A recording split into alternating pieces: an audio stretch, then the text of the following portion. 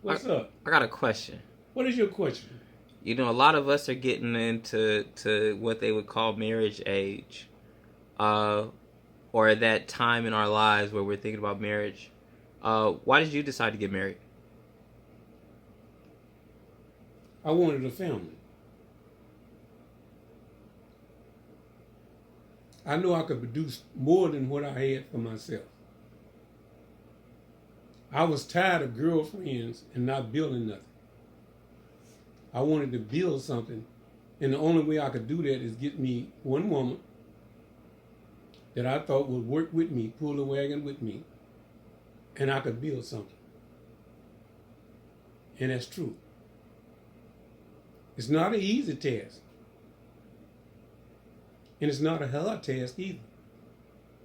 It's complicated and more difficult because each marriage and each family is different.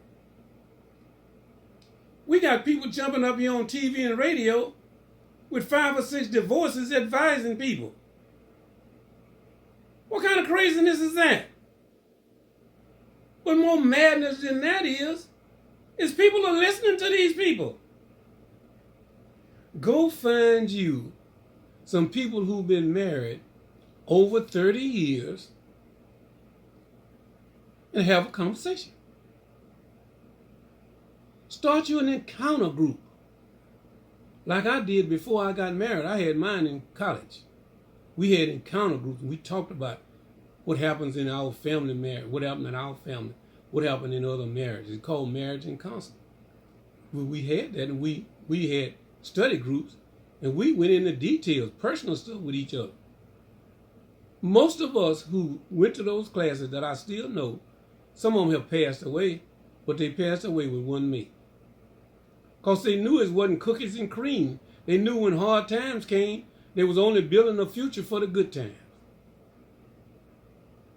Remember I talked to you guys about planting a garden? If you don't plant no garden, weeds gonna grow. You plant a garden, it takes time. You gotta till the soil, you gotta fertilize it, you gotta nurture it, and then it'll produce. Everybody see you coming with a basket of plums, but nobody wants to know what you did to make the plums grow like that. It takes work, and it takes teamwork. And you can't have nobody fighting against you all the time. Because you got to remember one thing. The person you marry is different. Oh, you listen at all this stuff they talk about, you become one and all of that stuff. No, you're still the same individual. But you are a team. And you have to work for the good of the family. And if you're not doing that, you need to seriously think about the situation. And if it's not going to change, you can hold on to it if you want to. But if it's not going to change, to be better off for the whole family. Not just the immediate family, but your whole family, your extended family also.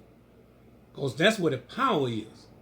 When it grows beyond your immediate family to your extended family. And then you got power. So when you're thinking about taking a female, you think about a person who will fit in your life, or a male that's going to fit into your life, and a lot of the things, at least 70% of the things that you believe in. Some of them will try to fake you out. Watch out for them. Don't watch out. They'll say what you want to hear and all of that stuff. But you can look behind the cameras by looking at their past. How they treat their brothers and sisters. How they treat their mama. Did they say they're going to be a mechanic and they don't never touch a car? Did they say they're going to be a doctor and never went to medical school? Never studied science? Look behind the curtain. Look behind the curtain and you'll see the person. And when you look behind the curtain, you can tell if you want to marry that person or not. Mothers are the biggest influence. Look at her first. What else?